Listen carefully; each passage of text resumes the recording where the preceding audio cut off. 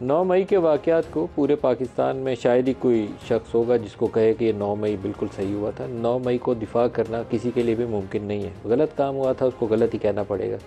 लेकिन पाकिस्तान तहरीक इंसाफ के बाज़ लोग जो माजी के अंदर उनका बयानिया था, या 10 अप्रैल 2022 के बाद की, या 27 मार्च 2022 के बाद की जिस तरीके से पाकिस्तान में तर्ज़ सियासत को अपनाया गया था, उसके बाद जब अब उनके बयानात अब देखें तो आपस में उनका मुवाजना करना बड़ा ही मुश्किल है, और उसको जस्टिफाई करना भी बाज़ सूरतों में बड़ा ही मुश्किल होता है। इनके ऊपर बाज़ों के ऊपर मुश्किल आई है, और मैं ये नहीं कहूँगा कि सारों के साथ हमदर्दी नहीं करनी चाहिए, बहुतों के साथ हमदर्दी करनी चाहिए।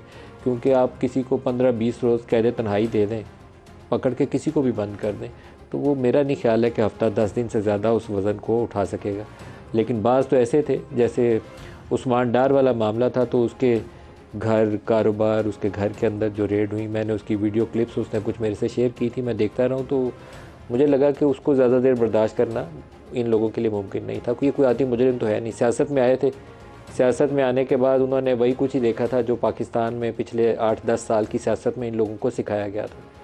लेकिन जाते जाते कुछ ऐसे बयान दें जो माजी के इनके रवैये से बिल्कुल ही 180 डिग्री उलट हमें नज़र आए, तो उसको आम लोगों को कैसे समझाएंगे, अपने हलके में जाएंगे तो कैसे जस्टिफाई करेंगे, वो समझना थोड़ा सा भी मुश्किल काम है। वो फ़हरिस्त बढ़ती जा रही है। आज उसमें इजाफा एक फ़ारूक हबीब हुए। फ़ारूक हबीब ने प्रेस कॉन्फ्रेंस में कम व बेश वैसी ही बातें की जो हम पिछले 2-3 हफ़्तों के साथ पाकिस्तान तहरीक इंसाफ छोड़ के जाने वालों की ज़बानी सुन रहे हैं। तो फ़ारूक की ज़बानी सुनते हैं कि 9 अप्रैल के बाद क्या पैगाम दिया जाता था, वो आज ये बता रहे हैं, सुनाइएगा। 9 अप्रैल के बाद माइंड पैगाम दिया जाता रहा, जहाँ पर जो इनोसेंट लोग थे वो कल्ट फॉलोइंग के अंदर उनके माइंड्स को जो है वो उनको हाईजैक किया गया, और उनके दिमाग में मुसलसल जो है वो एक जज्बात भड़काए जाते रहे कि पता नहीं जो पाकिस्तान के इदारे हैं वो आपके ख़िलाफ़ काम कर रहे हैं। मुसलसल एक नफ़रत का जो पैगाम था वो बीज बोया जाता रहा। आप बैलेट की बजाय आप कह रहे थे कि बुलेट का रास्ता इख्तियार कर लें, बैलेट की बजाय आप ये कह रहे थे कि आप अपने ही इदारों के ऊपर चढ़ दौड़ें। फ़ारूक बयान को मैं एक इंडिपेंडेंट स्टेटमेंट उनकी तसव्वुर नहीं करता, क्योंकि मुझे नहीं मालूम है कि पिछले 10-15 रोज़ वो किस ज़हनी कैफियत से गुजरे होंगे, इसलिए वो ऐसे बयान दे रहे हैं। लेकिन एक उन्होंने अभी लफ्ज़ इस्तेमाल किया कल्ट फॉलोइंग का, उससे मेरा काफ़ी ज़्यादा इत्तेफाक है। लेकिन ये चीज़ उस वक्त पाकिस्तान तहरीक इंसाफ जब इनकी हुकूमत चल रही थी, कोई बंदा ना मानने पे तैयार था ना सुनने पे तैयार था। 27 मार्च 2022 के बाद का जो बयानिया था कि वो जनरल बाजवा मीर जाफ़र मीर सादक हो गया, और इमरान खान सबसे अच्छा पाकिस्तान बचाने आया था जिसको अमेरिका की माँ पे इसने साजिश करके गिरा दिया, इसलिए पाकिस्तान तबाह हो गया। ये बयानिया कल्ट फॉलोइंग का ही नतीजा था कि पूरे पाकिस्तान में बिका था। ये जो नफ़रत वाला बीज था जिससे 9 मई हुआ, उसके सारे लोग ज़िम्मेदार हैं। ये वो लोग भी जिन्होंने 2011 से इन्वेस्टमेंट की थी, वो किसी दिन सच बोलेंगे तो आपको आइंदा के लिए इस्लाह के लिए मौका मिल जाएगा। 9 मई के ऊपर क्या कह रहे हैं फ़ारूक हबीब, वो भी सुनाइएगा। 9 मई का वाक़या है, इस पे आपने मुसलसल लोगों की जहन साजी की कि लोग उस हद तक पहुंच गए कि उससे पहले आपके कितने मुजाहरे कोर कमांडर हाउस के बाहर हुए, उससे पहले आपके कितने मुजाहरे कैंट के अंदर हुए, कितने मुजाहरे आपके फ़ौजी अमलाक के सामने हुए।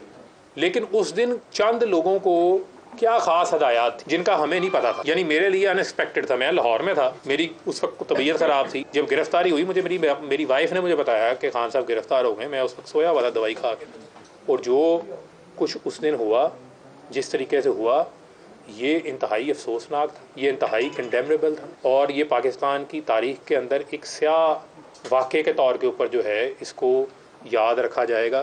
किस तरीके से आपने चीज़ों को, एक माइंडसेट को एक ऐसे बॉइलिंग पॉइंट के ऊपर पहुंचा दिया कि लोग अपनी अफवाज के ख़िलाफ़ लड़ने निकल पड़े।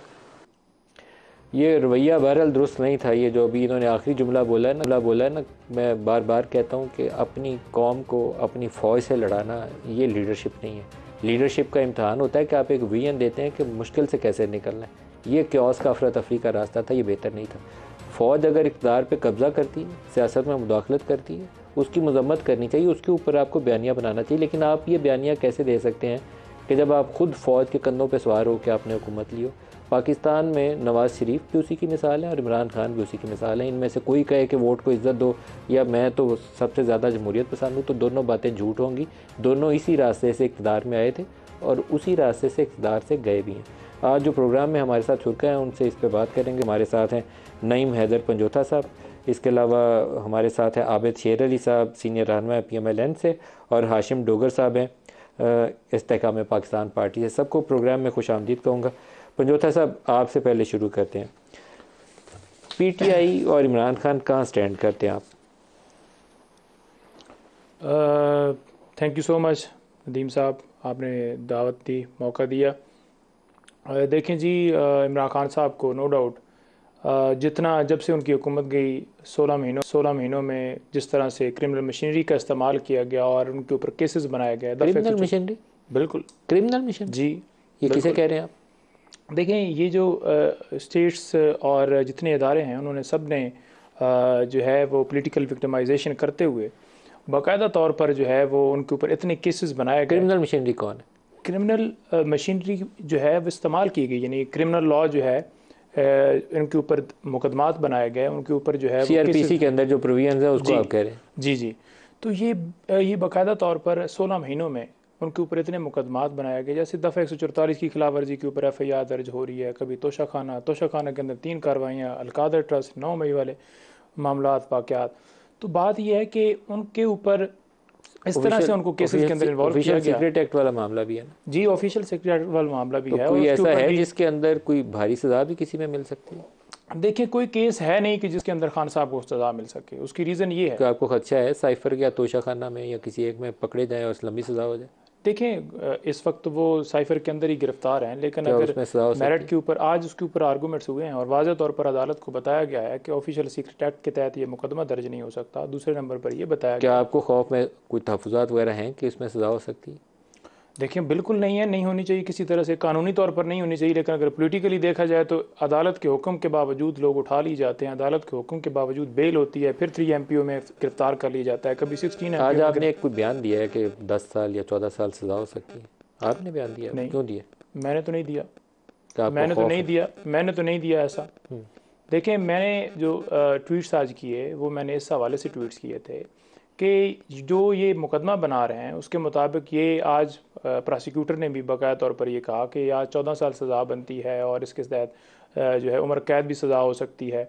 लेकिन दलाइल जब हुए तो कोई ऐसी चीज़ साबित नहीं कर सके जिससे वो ये कह सकें कि स्टेट को या किसी और स्टेट को फ़ायदा दिया गया हो, बल्कि प्राइम मिनिस्टर जो होता है वो अपने हलफ के तहत बाकायदा तौर पर उस पाबंद है कि उसने बताना है कि अगर मुल्की जो है इंटरेस्ट के लिए कोई चीज़ है तो उसने शेयर करनी है। जो सरकारी वकील है, आपका कहना है कि उनकी ये ख्वाहिश है कि उम्र कैद की सज़ा हो, ये उनकी ख्वाहिश है? देखिए, ये जो ख्वाहिश है ना, जिन्होंने मुकदमा बनाया है उनकी ख्वाहिश है, और सरकारी वकील ने तो डेफिनेटली फ़ीस ली है और उसके ऊपर उसने आर्गूमेंट्स करने हैं।